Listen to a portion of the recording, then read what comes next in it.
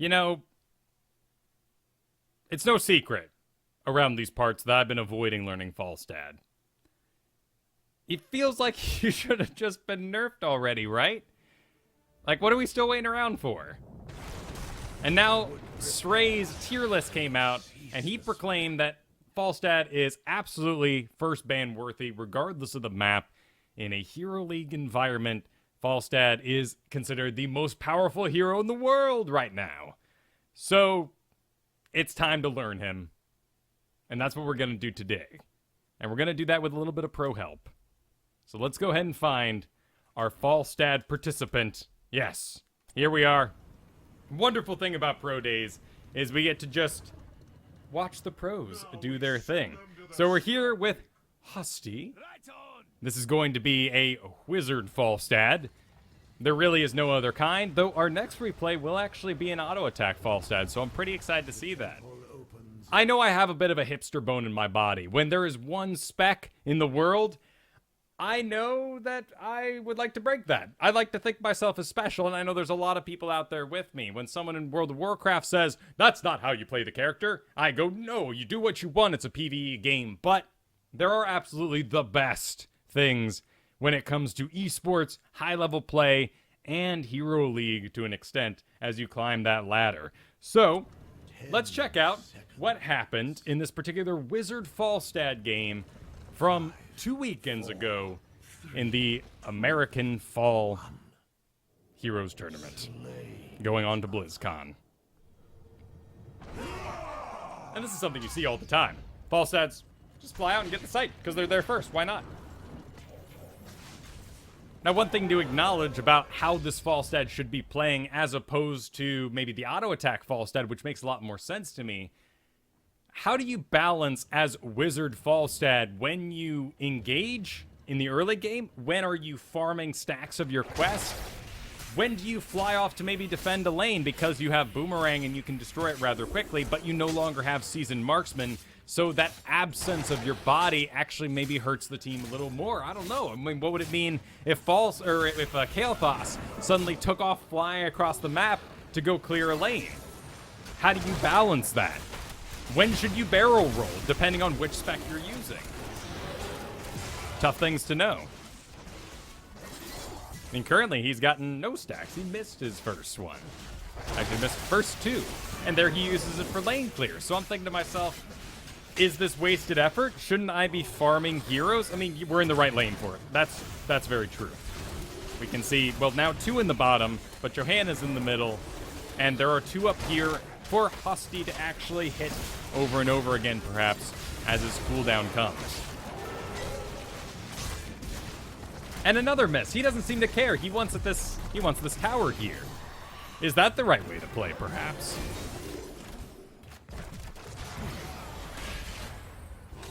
He goes down. Maybe not the best move in the world.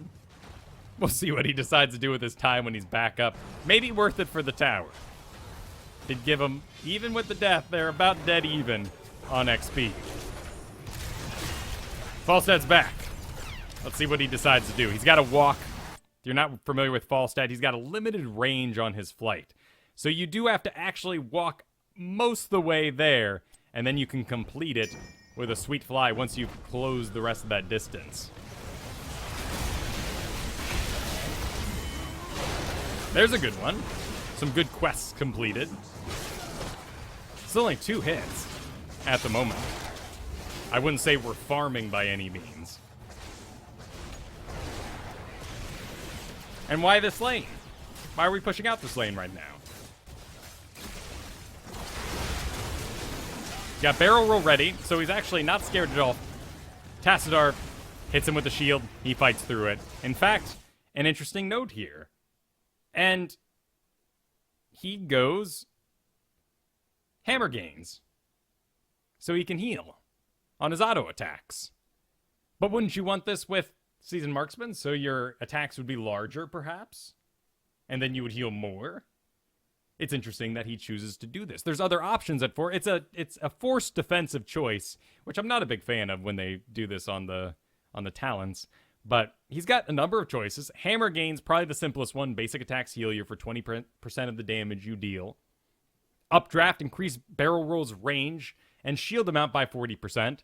I find this one often gets people in trouble. They barrel roll too far back and then have to spend the time walking back forward to re-engage. And in that time, the shield is often gone.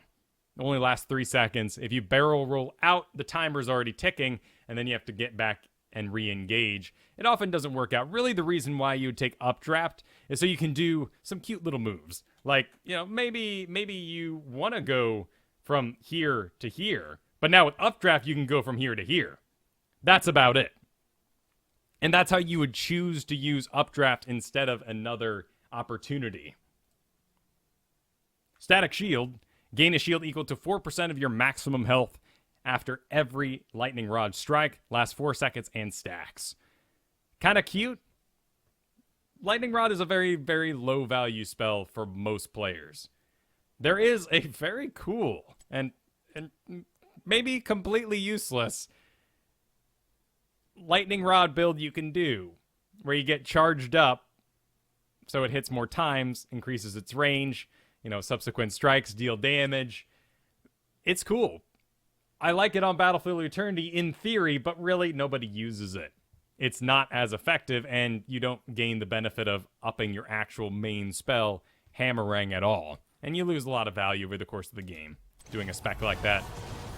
Plus, Falstad's pretty light. I mean, look at this health pool. 1,662 at the moment at level 5. He can't exactly kite along with people for extended periods of time.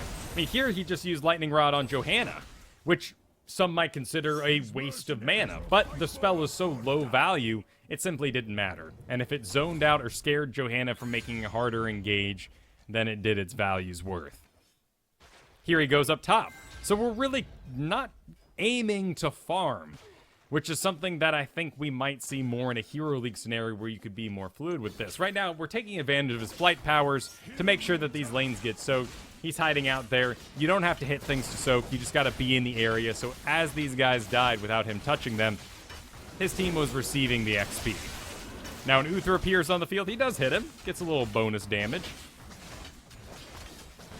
And as he comes off cooldown here, we'll see if he uses it to farm the lane. Gonna start clearing that lane again.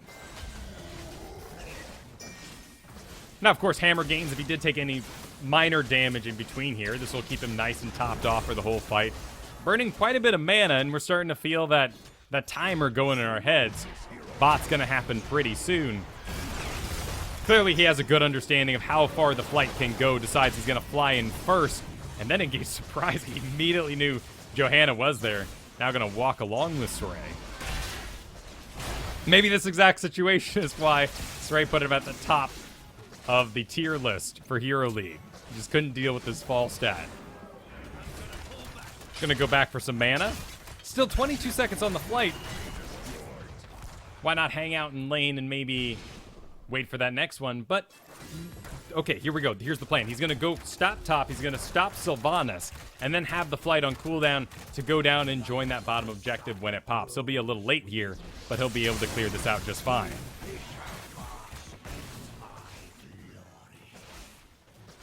Now he's getting out his auto attacks. He's able to up his health yet again. And Falstad, Wizard Falstad still has just crazy good auto attack damage. And that may be why we don't see a lot of auto-attack Falstads, because he simply doesn't need any points in that. I mean, even with hammer gains here, he's able to get himself quite a bit of health.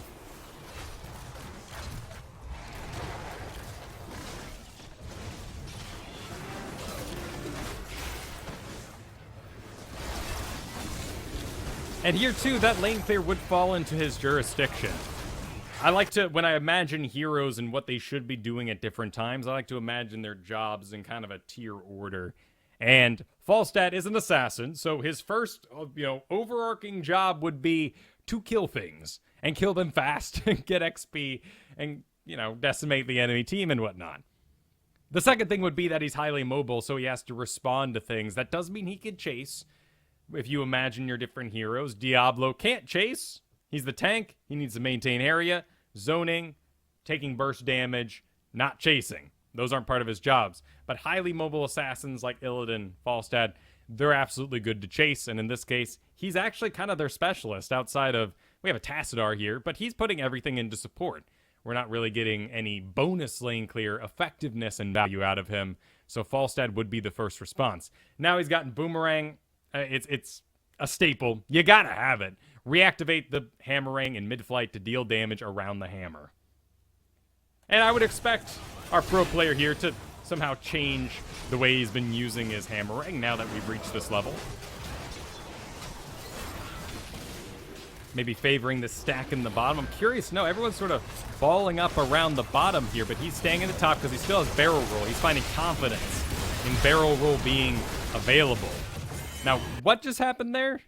He barrel rolled to the far side, I guess to readjust his positioning so it's actually behind the tank. But I want to see that again. I also want to see his lightning rod target. And is it just Johanna? So there's the Hammerang out. All right, lightning rod is going. Looks like it's going on Greymane. Johanna condemns everyone in. And so he readjusts over to the side with Arthas. So there's now Arthas in between him and everyone else. But this gives Illidan on his side. And somewhere in there is a Rhaegar. And somewhere in there is an ETC with almost no health. But still, it's not a bad adjustment. Now, will it go poorly here? Luckily, he doesn't get snagged by the Arthas area effect.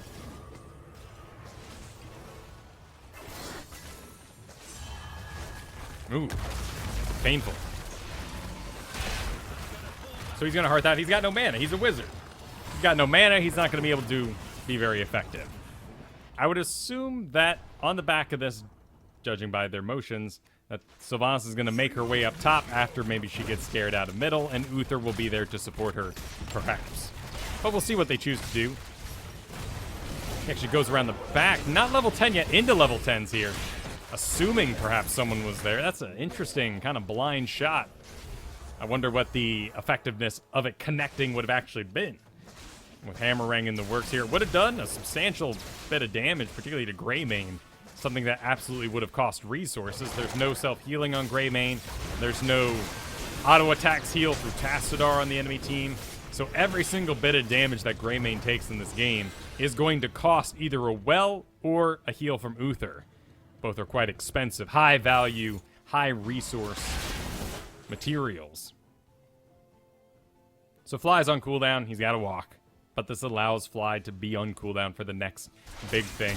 It's a while. This bottom temple took quite a bit, so we'll see how it goes.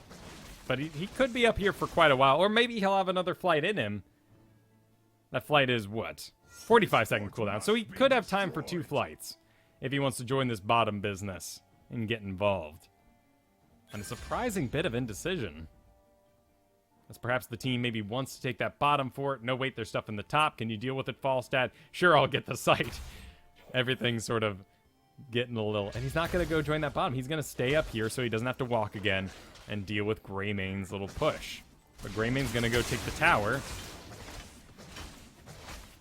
Important to note, too, if you're not familiar, Hammerang does have to go out and then come back in.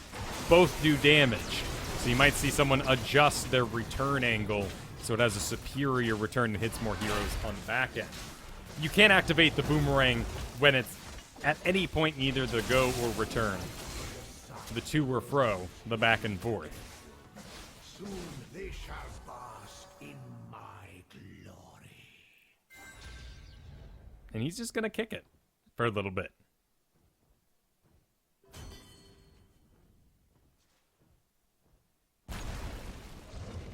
Not going to take top. All right, here comes the flight. Nice push. I like that landing location. Right into Greymane. Probably his highest value target. Unless we don't have... No, that's just... Okay. I'm not very familiar with Sylvanas, but I thought that might be the healing one. And I know that would break some Sylvanas players' hearts, so luckily it's not. Look at how much screen real estate he gives to the bottom. There is no reason in this team fight anything's going to come from the top. So to focus his camera like this would be a complete waste. He absolutely wants to be down here. Another hit. pretty high value. Ooh, it comes back and hits Greymane as well. Lightning Rod goes out on Greymane. It's immediately broken. Low value spell. No points put into it. Didn't cost him anything. It's kind of like the hero abilities in Hearthstone. Doesn't cost you a card. Very low value. Use all your mana each turn. An interesting wind actually interrupting Illidan. Let's really analyze that for a second. Why wind? I guess they had control. Arthas is here in the bottom. Yeah, he's holding on tight. Looks like the Metamorphosis was a disengaged one, perhaps.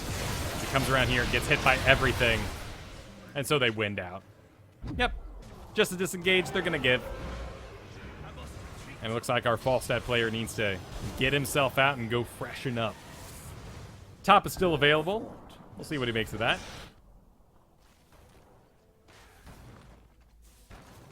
He's looking at it, for sure. Gonna fly back to one of his little favorite bushes. Already getting kind of busy up here, sadly missing his value target. Gonna sneak out the couple shots while the... Oh, it's the last shots on it. No, wait, nope. Nope. Just the opening shots that took out a fort. It's all good.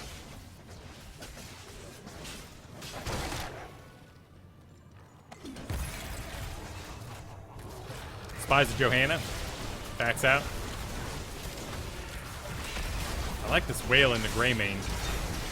Ooh, it's a good stun, though. And actually costs him quite a bit. Now the team lacks serious poke. Tassadar is the only one with it really left at the moment, so they absolutely just have to back and walk out. Tassadar's gonna live through a lot of things. It's one of the reasons why with one of these more squirrely comps, high mobility comps, Tassadar is such a great pickup. If you can imagine, ETC is the rock of this game, and often you'll have sort of a more rock support with it, like Rhaegar, but everything else is very fluid. The Falstad's moving, the Illidan's moving, the Tassadar, if he gets caught out, can disengage.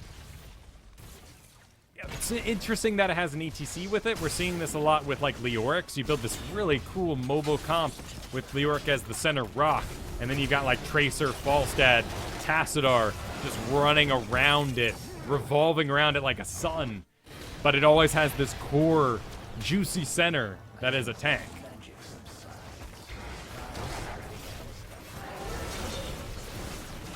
And Lightning Rod can be used on buildings. And as I mentioned at the top, it can be used on Immortals as well.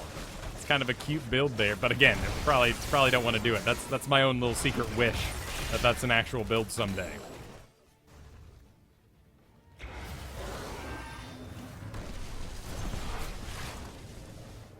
Another nice little move as he sort of dances around and then whirlwinds out as they arrive. So ETC's gonna go take the top. He's holding on to his flight for sure. Tassadar's gonna go check the boss. That's why. It's cool. So now the flight is available. We know that the boss is not being taken. Pretty obvious the other place to go, particularly with Johanna's movements. That's exactly it. Greymane was taking the camp. Now they have sight, now they have top lane control. And they can, I guess, pressure keep. They're 2 levels up. They have a talent lead at the moment.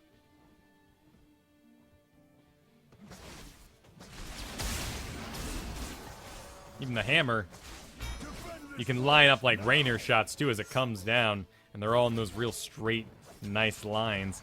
All right, we got the gust ready. No wall down, so he's not going to do anything too fancy here. In fact, his angle's kind of bad to go in on this against double tank. Does he really have to walk all the way around? No, he's watching the camp that he knows they want to take. Well, it's a bit of a pit for ETC to do his business. Here comes the whole party, though. Gosh, Greymane burns everything so fast.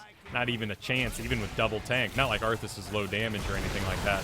In fact, in Arthas' build, he's quite high damage, which is interesting. Even going with the Remorseless Winner, if you stand in that Frozen Tempest for 3 seconds, you're rooted. And that's anti-Illidan right there for you, but also doing the damage on it, and then Frigid Winds to lower attack speed.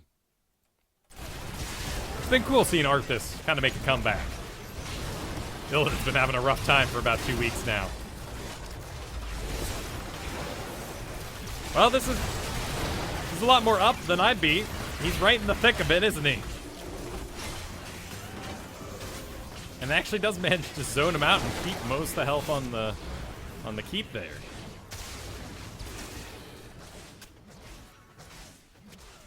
So bottom becomes active. Oh, this is a rough one. Yep. Our team here does have control of the bottom lane, at least pushed out anyway. And these little minions might ping Greymane for a little bit of damage, which would be a quite high value thing. But he's missing out completely. Okay, he's got to fly. He's got to fly. He's going to go into one of his favorite little bushes. And he's going to chill for a second. All right, there's the engage on Greymane. He's getting a little beat up.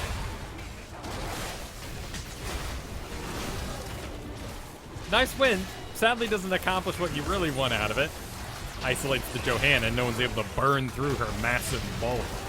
Here comes a root on Illidan, too. He's been in that thing for too long. Really starting to punch him. Good use of Metamorphosis.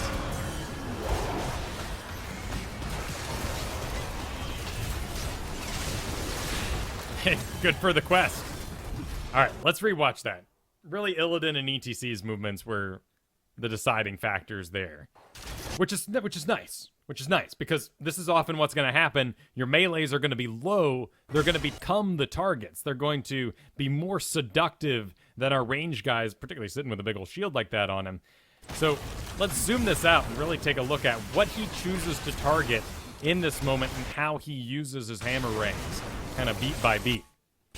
So they're going on Sylvanas. Sylvanas Greymane, his main two targets to whittle down. Lightning Rod ends as Sylvanas leaves the zone. Hammerang comes out, explodes on sort of the core group, a tank, and the Greymane there. Now everything is focused on the health, right? The lower healths they can see, ETC. He gets blown away.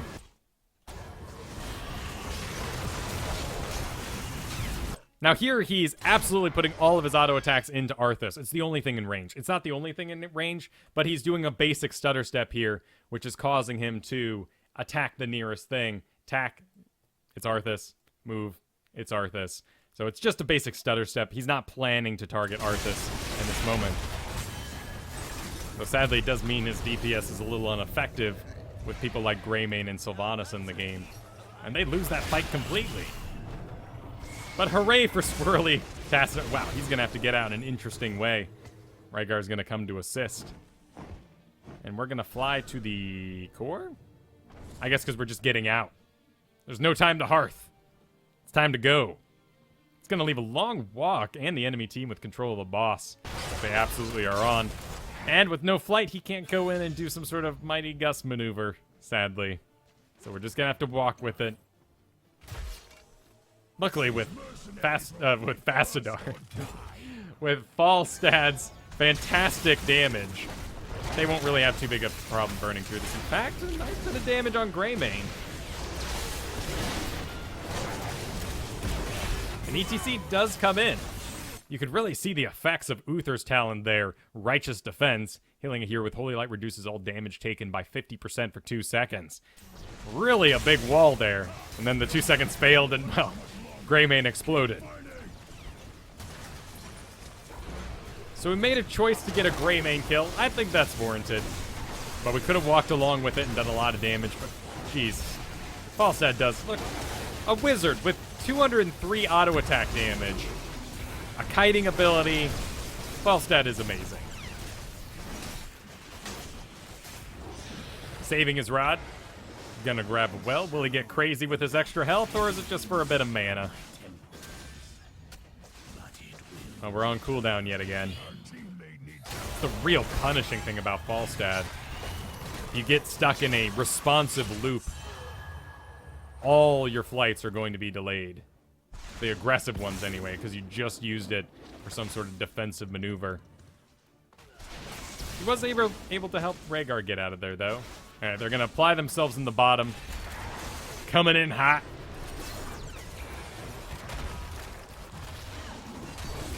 Aiming again for those squishies. Greymane's probably on the way to join this. He's coming down the middle at the moment.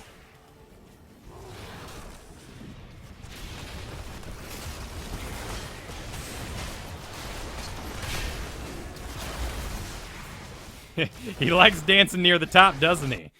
There, I think it's just a bit of stutter stepping, making sure that he can put out some damage from beyond the wall. But let's really see if he's trying anything special here. He's still got wins. I mean, it's just a wall. He can give up the wall. Level 22, so it's all careful time. Dodging the blind, which is nice. But here comes ETC. Lane in the bottom. That'll be them going up to steal their camp here, which is always a bit of a bummer. Falstad will have cooldown on everything, but Greymane just burns way, way too fast. And it's already done. Here they come for their top keep now. Will he use wins to just get rid of this, or is they're actually going to go for a full engage? It's a calm thing. Oh, wins in the corner. Okay. Nice. Wow. Johanna's still going, though. Tiny ETC. Odd choice, but the mosh pit keeps going.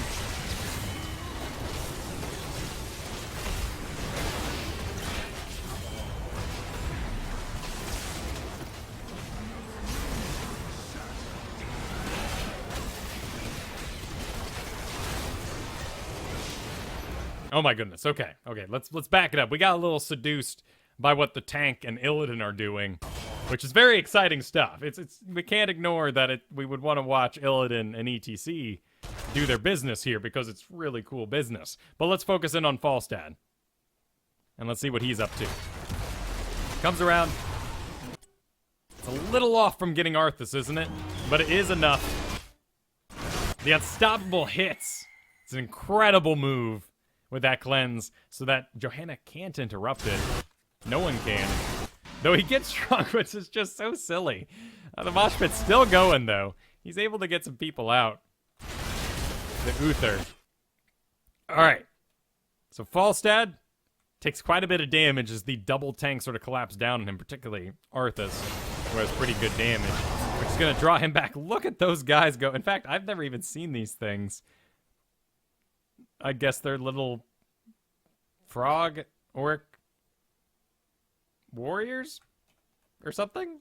I guess they're probably jade monsters of some kind.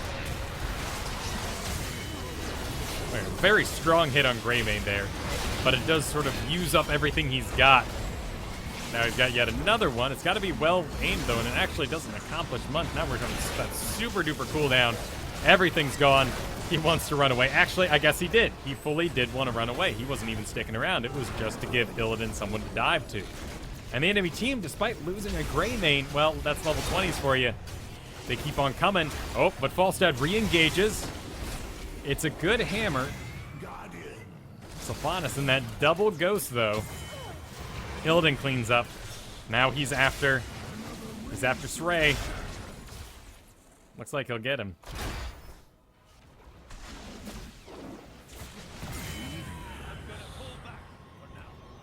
So how was Falstad able to get his cooldown so fast during that battle when the timers clearly said other things? It's this stack right here, Flow Rider. While Tailwind is active, your basic abilities are charged 100% faster. Tailwind, gain 30% movement speed after not taking damage for 6 seconds. So he didn't take damage for 6 seconds. He got a little bit of movement speed. He started to regenerate those cooldowns faster. Airy Gust. Reduce the activation time for Tailwind from 6 seconds to 2 seconds, and increase the movement speed bonus from 20 to 30%. So, he wasn't attacked for 2 seconds. Johanna didn't attack him for 2 seconds. That's why he was able to just sort of dance up to her and stay on top of her the whole time. It's a good combination. This is the Falstad build. The only variations I see are hammer gains, the level 4 talent, or something else there. But he's making good use of hammer gains. And it is a forced defensive pick. And that increased barrel roll range will mess you up from time to time.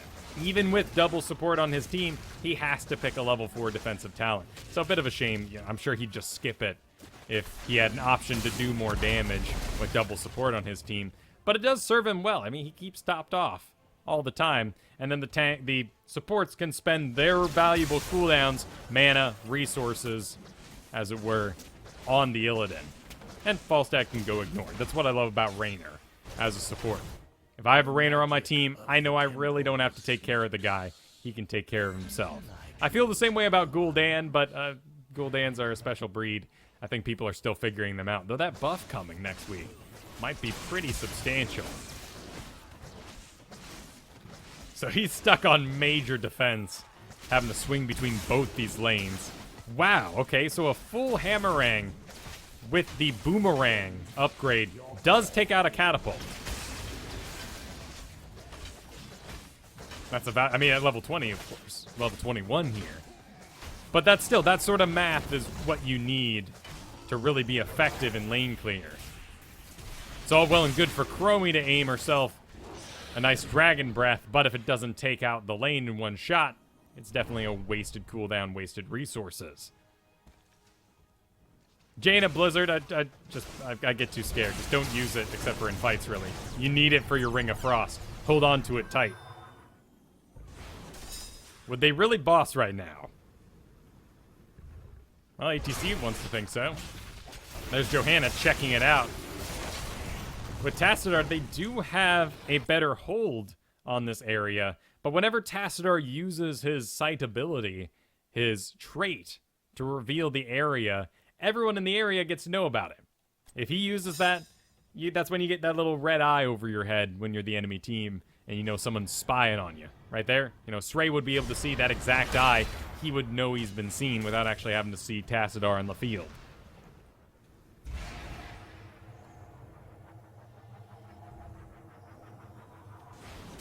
It's a patient game, isn't it? I think the enemy team wins every dirty engage that these guys get into. It has to be some sort of clutch move with the ETC to actually pull it off. Soon they shall bask in my glory. No split farming at this point, though. Is he going to have to go clear out the top? There's going to be two catapults stacked together real soon. And that can spell disaster. He's lightning rod on one. Gosh, you know he just wants to be a part of this right now, but he's stuck cleaning up that darn lane. All right, he takes out the catapults, says the core can deal with the rest. He's going to come in and still stay pretty hidden. All right, there's the sight down, so he's able to close the distance. Let's get back to his view and see what he's thinking about.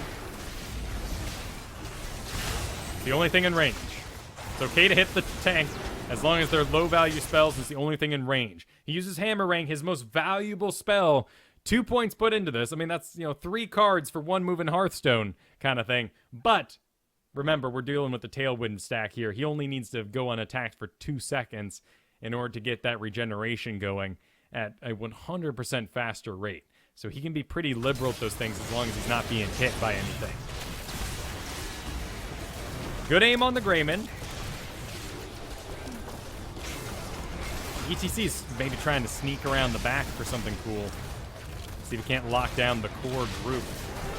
A little bit of a push on Arthas, actually. Gets locked down by those. There it is. It's a last-ditch effort, isn't it? But the Ghost! The Ghost lands. First target's Greymane. Illidan starts flipping. He's got double support. Our Falstad goes down. He wasn't quite spent. But Illidan with double support just keeps going. Oh, he keeps going, and that's going to be long enough, isn't it, for them to just win the game. So, how did Falstad end up in the thick of it there?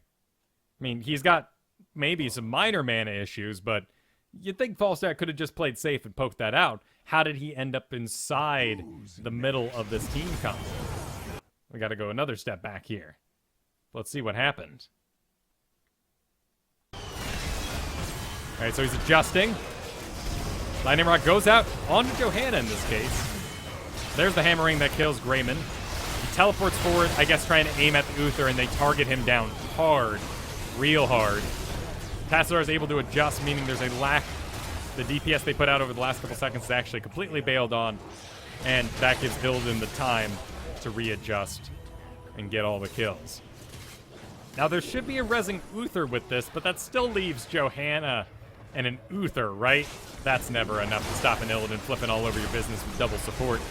And this might be a long 30-second death as they slowly win it out. Of course, our Falstad's dead for this whole thing, but flipping Illidan, man.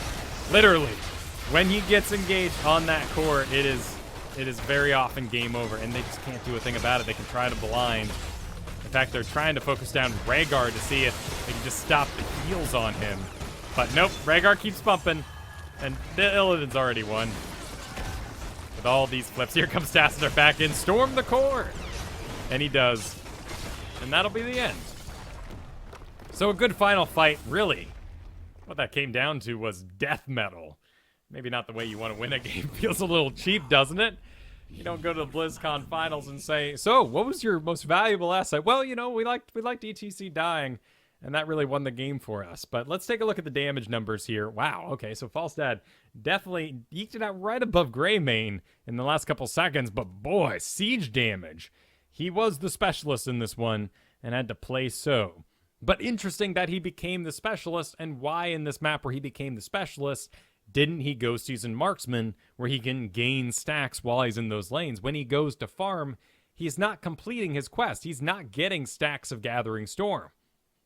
It might just be the power of Falstad is so powerful. This is the spec you need for a team fight. It doesn't matter because the damage on the Hammerang is high enough to just clear the whole lane anyway. And we can just avoid upping our auto attacks at all with Seasoned Marksman because they're already good. And he doesn't need them. But let's move on to our next one. Let's actually see an auto attack Falstad and see what they're up to. So this is Fnatic versus Dignitas. And it's from this past weekend's EU games. Falstad, Mage Falstad, I should say, performed extremely poorly the entire weekend. Almost every Mage Falstad lost their game. And usually by quite a few levels. We're talking 20 talents to 16s, even 16s to 13s. So things did not go well in the EU for Falstad, which is interesting. We're here watching Quacknix, Fnatic Quacknix, with a double tank. He is definitely the range damage. Here he is not a specialist, which is very interesting because he should be farming the Seasoned Marksman, which leaves him reporting to lanes where he can farm up. If he's in range, if he can ping everything, then Sylvanas might be able to kill everything and kill near. I mean, the way Seasoned Marksman works, it's not last hitting. Every minion killed near you grants 2.5 attack damage. You don't get fractions of attack damage. It has to build up over a number of kills to become whole numbers, and then you deliver whole number damage, by the way. Takedowns, hero kills, grant 0.5 to a max of 40. Upon reaching 40 stacks, you activate Seasoned Marksman, which is going to be your one button. You activate it, you get 30% attack speed for 3 seconds on a minute-long cooldown. You will complete this quest, most likely over the course of your game, even if you're not trying. Actually, you do need to put a little bit of effort, perhaps, into making sure that you're actually watching it when it comes up, and you make use of it, because it can be a bit of surprise as you get into late game. This button suddenly becomes active. I'm sure our pro player won't have any troubles with that today. But I'm curious to know, with the Sylvanas on the team now, will this Falstad continue to play in some sort of specialist way, or will he not? Will he just say this quest will complete naturally over time? I'm such a huge part of this team's damage with double tank. I mean, it's practically a dive comp. A Nubarak, ETC, Rhaegar all going in the thick of it. And then Falstad like this mobile Rainer in the background doing the sustain repeat damage. We need sustain damage here, in their opinions. Not a wizard. So they go with this instead. Nubarak's looking for something cute. But looks like, all right, they reported to us. We're just going to get out of here. I'm guessing Falstad's now going to walk into range of flying bottom and then make his way down there. Yeah, he knows the exact location for it, too. Even likes to watch himself go a little bit. And who doesn't? It's cool to see yourself fly. Hammerang has no points in it now, so he can use it as a poke sort of thing like that just to see if something's there. It has such low value, it doesn't matter if he uses it like that. Now, of course, you still want to hit your things, right? It's cool. It's cool to do damage, but think about how that spell is now valuable when you put points into it. And he's just chilling. He's playing Abathur mode. He's soaking. As these minions die, he'll get his stacks that are in his soak area. All right, Arthas appears. We're going to duel with him a little bit. Put the lightning rod on him. We're not 4 yet, so we can't really regenerate our own health. Have to hit a well.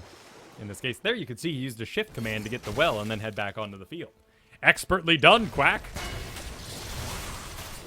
It's a good hit, too. That's lots of damage into Arthas. He has to use one of his abilities, and most likely a well. You've just burned resources. And that well will be off cooldown, or on cooldown, I should say, for the first objective. So will Quack here. He won't have his well either. But it will come up sooner rather than Arthas. So, in this sense, I think Quack has sort of won this little laning duel for the moment. Arthas knows that at this time, Falstad has no way to regenerate himself, so he hits him with the Death Coil in order to ping him down, to make him make a difficult choice like this. Now he has to abandon lane so that he can fly to the objective. I would expect our Falstad here to go down the middle, kind of relax a little bit. No, he's actually going to use his flight to go back down to the bottom immediately, which, if it's not in the bottom, is going to cause a problem, as he won't be able to report for the objective. But he's Seasoned Marksman. Of course he's going to go Hammer Gains. Now it has a lot of value because we went Seasoned Marksman. We're upping our attack damage. We're contributing more health as we go. Gather tribute and earn my favor. Lucky him, right? Otherwise he'd be stuck down here for 20 seconds and then reporting late to the objective. But it's right here. He's good to go. Got his Hammer Gains, so the poke of Arthas will no longer be an issue. In fact, he's just zoning here, trying to keep Arthas away from Rhaegar, and he does just that. Now, where's he off to? He's going to go into the middle. He's going to walk there, too, so he can fly back down to the bottom once this engage is over.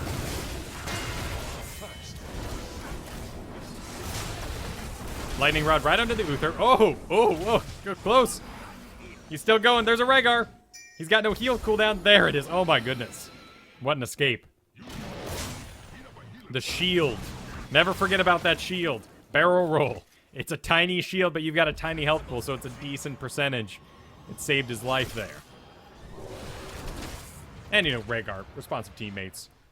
But that was a cool move by Muradin as well, taking that leap. He survived, too.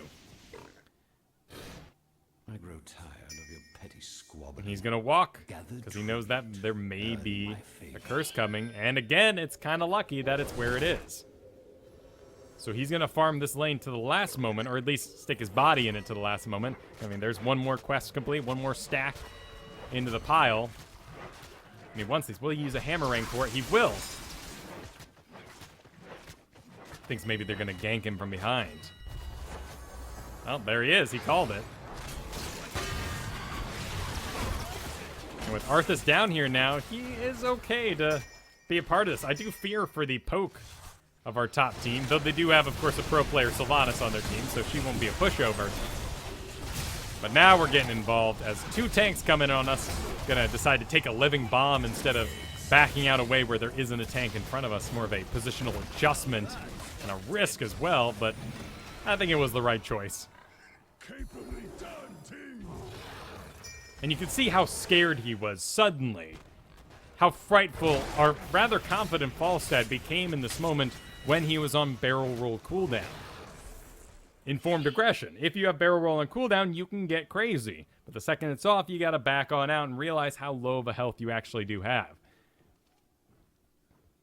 Checking the boss with a Nubarak there.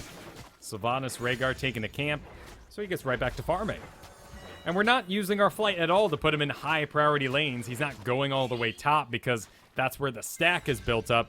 He's just manning one lane, making sure it stays soaked, and basically staying as effective as he can with those stacks and maintaining a fly in the background for whatever the next business is.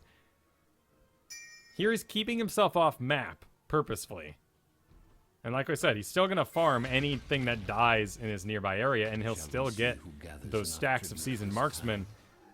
But maybe he just wanted to make the enemy team think that he would be somewhere else for a little bit. Now he's got to make a difficult choice. Arthas is here. Great. This choice just got a lot easier to make.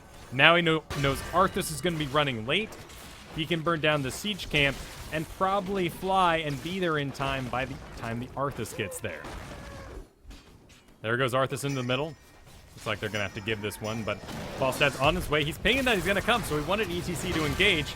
There's a Muradin.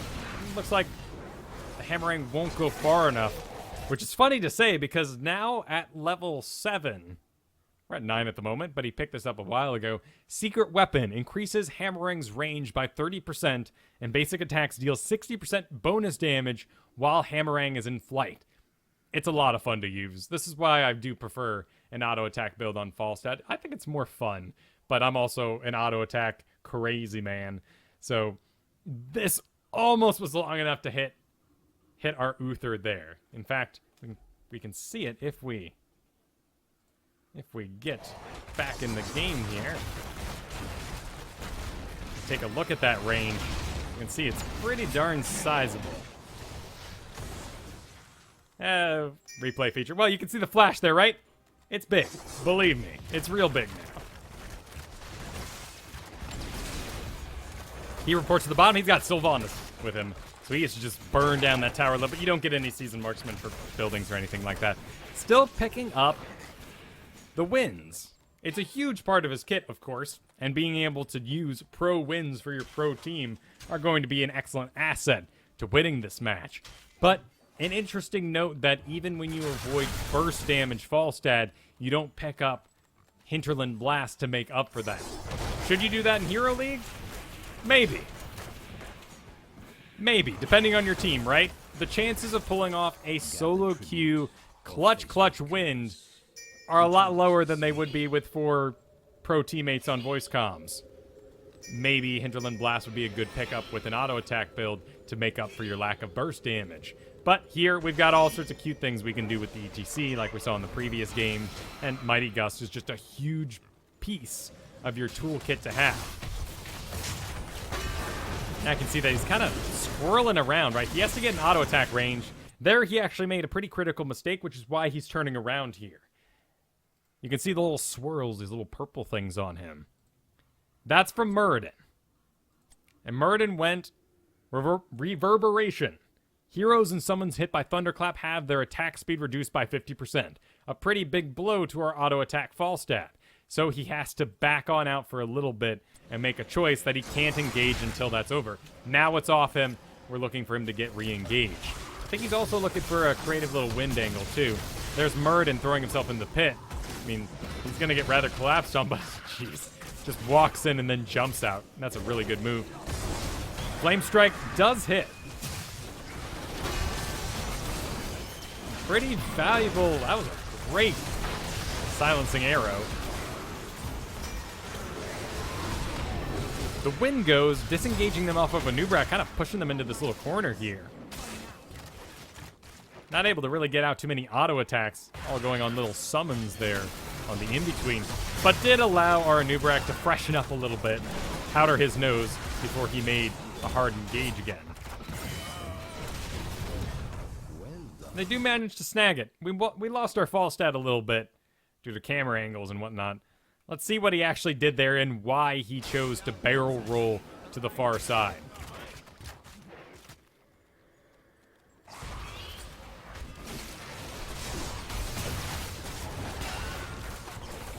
Much like our last Falstad, immediately puts that lightning rod right on the Greymane so he can really feel every tick of it. Now, he's got wins, but he's going to go farm the bottom. Well, he's got Seasoned Marksman. I mean, look at this quest go. He chooses, despite his flight cooldown and a number of other cooldowns with it, to not go join this mid thing because he can just get a lot of stacks in the bottom very quickly. Plus, hey, 2 forts for 1. In fact, he's thinking, why don't you guys head top as soon as you're done with that? I'm going to get some more sweet stacks. Nice angle on the return, too. Readjusting so that Hammerang went out and came back in over the minions as they adjusted as they went around the building.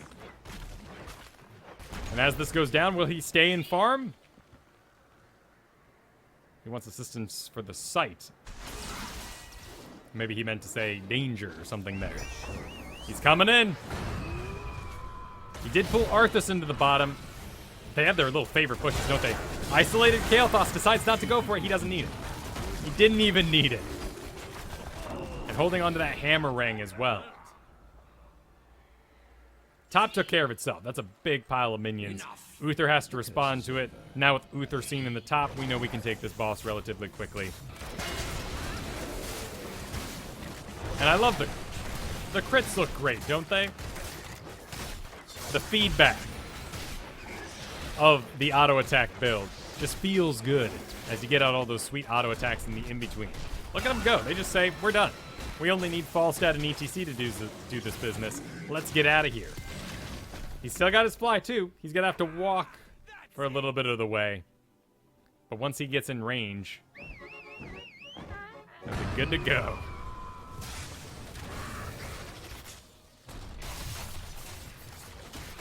Not really sure where to make his engage. Our wizard Falstad, of course, would have already thrown the hammer into the big pile of people. He's got to make sure that he's actually in auto attack range for it to have value because of the spec. Manubarak's getting burnt hard in the background. Falstad can realize that. There we go. Nice job. Sadly, they do lose the boss to this, even though it was a pretty cool little maneuver with the ETC. They're going to decide to spread living bombs instead of letting ETC go down. I think it's the right choice. And here comes a boss down the top. But a boss is going for them in the bottom. They have buildings in the way. Enemy does not. Oh, stood in the roots. We all do it. Yes. Take comfort in this moment, everyone. Because we all stand in the roots. Even the pro players. Even 2 at a time. Feels good. All right, Breeze is going to get himself back. Another root. Huzzah. Savannah stands in the poop. Here we decide to go with Giant Killer. We're up against Double Tank. Yes. One of which is Avatar, which increases the overall health, increasing the overall damage that Giant Killer will do. And Arthas, a pretty darn healthy man himself. But now we have reduced cooldowns. Or longer cooldowns, I should say. We did not reduce our cooldowns with the sweet stack. I'm curious to know if he'll change his spec at 16 to something like Crippling Hammer, maybe even Afterburner. Airy Gust is pretty cool. It gives you that bonus movement speed. But now we don't have our prime stack. We went with that Giant Killer. And in a solo queue environment, Giant Killer can be a bit dangerous. Just because you will now be attacking tanks, and everyone's going to yell at you for attacking tanks.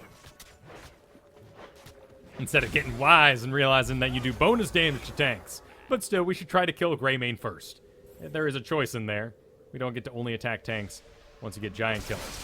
Lunara. Getting more stacks. And a nice little zone that allows Sylvanas to grab the tribute. She'll clean up that, but he wants to kill it too, doesn't he? Still not done with this quest. He's got a long way to go. But 24 damage more. Plus, when we do that extra 60% bonus damage when Hammerang is in flight. That's a pretty good amount. Hammer gains, of course, going to benefit from that as well. Giant Killer is now applied as separate auto attack damage. It does not destroy spell shields anymore. But I don't think we get many heals for hammer gains either. It's its own unique thing. We can keep an eye out for double green numbers going, but nope, we just saw one there out of the auto attack. 71. It was a crit heal though, which is kind of cute. Since it was a crit attack damage. I like that feedback. They're just poking in here. They're trying to take advantage of the level 16 lead. Not really a big level lead, of course, but enough that they do have a talent that the enemy doesn't. This also means that they're engaging before Uther might have something like Benediction. Some other cute talents like Kael'thas gets, Greymane gets. Are pressing our advantage here, but they're real squirrely, aren't they? Sylvanas turns off the fort, but still not informed enough to make a deep engage. And sadly, we don't get any auto attacks out during the hammer's flight. The root comes out, but it's outside of range, so nobody really cares. Falstad is maybe thinking here, should I go fly and take that top tribute? Is that what you guys want me to do? All right, I'm going to do it. He knows the angle so well. I'm very impressed with our Falstad's understanding of the maps. I guess I shouldn't be, but they know exactly. There are no jitters in how they get their flights out. There's no, wait, there's a building in the way. Let me go, I gotta walk around the thing now. Okay, now I'm in flight range, let's go. They're just ready to roll. By the way, his 16 was Afterburner. Afterburner. Increase your movement speed by 60%, decaying over 3 seconds. Decays! I hate decays. But it is over 3 seconds, so we're only losing 20% a second. That's still pretty decent. May allow him to... Ooh, interesting. Gonna solo a little camp. Is he going to get help from someone? Or is hammer gains plus all his other stuff really enough? My goodness. It is, isn't it? He wants to be a part of that, doesn't he? Taking a look at it there. He's got flight ready to go. Interesting with this build in hammer games, you can solo and walk away with almost no health and no mana loss. Maybe some merits to something like this for jungling Falstad. I think it's a little maybe late game for the jungle to really be paying off at this point. But could be good for Blackheart's Bay if you're missing that Sonya or Illidan. I grow tired of your petty squabbling. Prioritizing the site as the tribute comes off on this half of the map, sure. In case any of them need to hearth back. Positioning is going to be a little weird, though. A bit scary. Getting a lot of damage into Muradin there. Sadly, it's just Muradin, but hey, we do have Giant Killer.